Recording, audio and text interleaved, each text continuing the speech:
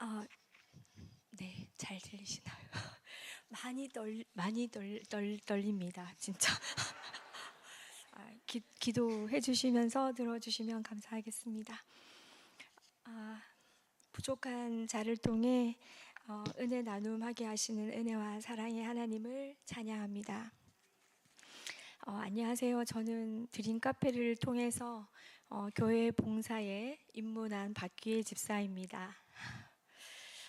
뜬금없는 고백을 먼저 하자면 제가 요즘 많이 울어요. 설교를 듣다가도 울고 찬양을 하다가도 울고 기도를 하다가도 울고 네, 벌써 울면 안 되는데 예, 말씀을 보다가도 울고 그냥 있다가도 웁니다. 어느 날 한 집사님이 절 살포시 안아주시며 이렇게 물으시더라고요. 집사님 요즘 갱년기 오셨어요? 이렇게.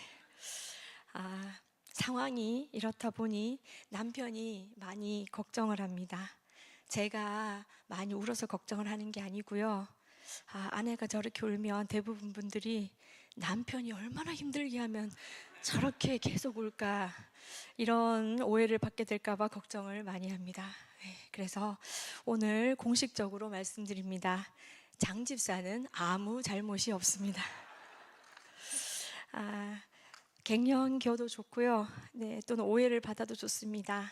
성령 충만이어도 좋고 십자가 사랑에 뜨거워질 수 있는 지금이 저는 참 좋습니다. 사실 그 전까지 저는 주님을 향한 사랑은 있었으나 감격이 없었습니다. 지적인 인정은 당연시 했지만 진정한 회개는 없었습니다. 그러나 그것이 죄인 줄도 몰랐습니다. 주님 자녀로서 삶을 열심히 살면 아무 문제가 없다고 생각했습니다. 하지만 저를 너무나 사랑하시는 하나님 앞에 무릎 꿇지 않고 간절히 주님을 구하지 않는 것이 죄라는 걸 알게 되었습니다. 그 호세아 5장 15절 말씀인데요. 그 죄를 뉘우치고 내 얼굴을 구하기까지 고난 받을 때에 나를 간절히 구하리라. 그렇습니다. 웬만한 고난은 저 스스로 견디며 이겨내며 또 지금껏 잘 살아왔습니다. 그러다 어느 때에 하나님이 이런 고난으론 이 아이가 넘어오지 않겠다 싶었던지 사업과 육아, 가정, 여러 환경들 이곳저곳에서 수없이 다양한 문제가 일어나기 시작했습니다. 도대체 제 자신이 어찌해야 할지 몰라 손쓸 수 없는 시간이었습니다. 그간 제가 스스로를 든든히 세우려고 3년 정도 자기 개발을 해왔습니다. 새벽 3시부터 일어나 운동하고 책을 읽고 공부를 하고 여러 모임을 만들고 매주 서울을 오고 가며 강의를 들었습니다. 그러나 결국 근본적인 문제들 앞에 저는 아무것도 할 수 없는 너무나 무능력한 존재임을 깨달았습니다. 아픈 아이를 제가 고칠 수도 없었고요. 힘든 시간을 보내며 새벽마다 우는 아이에게 어떤 위로나 답도 줄 수 없는 엄마였습니다. 견고히 세워온 사업은 언제든 위기에 빠질 수 있음을 알게 되었습니다. 모든 걸 그만 내려놓고 싶은 생각도 했습니다. 그런 저는 저도 모르게 본당 십자가 앞에 엎드려 울고 있었습니다. 사람이 몸과 마음이 너무 힘들면 아무런 기도가 나오지 않더라고요. 그저 십자가 앞에 울며 아버지만 부를 수밖에 없었습니다.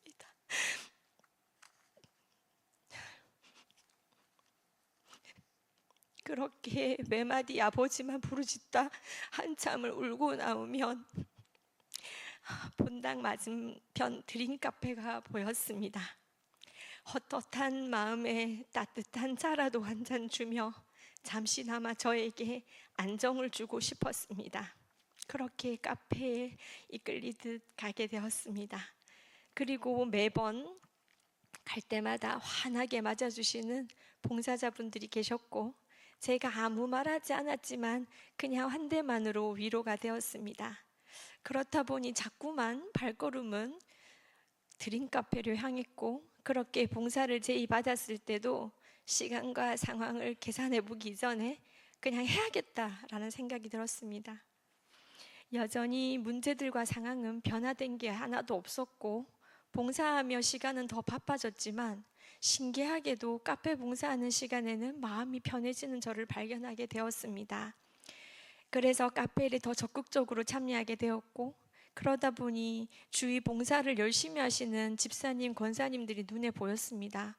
어떻게 저렇게까지 하실 수 있으실까 매 순간 놀라고 그 넓이와 깊이에 감탄하고 있습니다.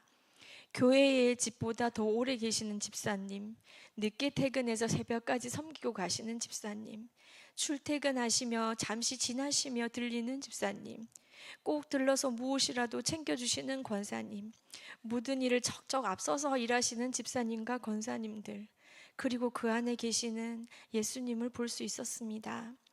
봉사자가 아닐 땐 전혀 보이지 않던 섬김과 헌신이 저의 눈에 보였고 늘 섬김 받기 원하고 진정한 봉사를 전혀 몰랐던 저의 모습이 하나님 앞에 부끄러웠습니다.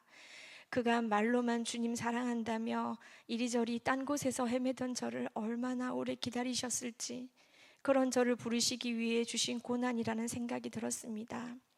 숨막히고 답답하던 고난이 주님의 십자가 사랑으로 느껴지기 시작하는 순간이었습니다. 그리고 MRP 기도를 다시 시작했습니다. 그제서야 알았습니다. 기도란 하나님을 내 뜻대로 하는 것이 아니라 나를 하나님의 뜻대로 살게 하시는 주님의 참뜻임을 알게 되었습니다. 기도의 끈을 놓을 수 없었습니다. 더 많은 기도의 짝을 찾았습니다. 기도할수록 더 많은 기도거리를 보여주셨고 그제서야 드림카페에 오는 많은 아이들을 쫓아 눈에 보이기 시작했습니다.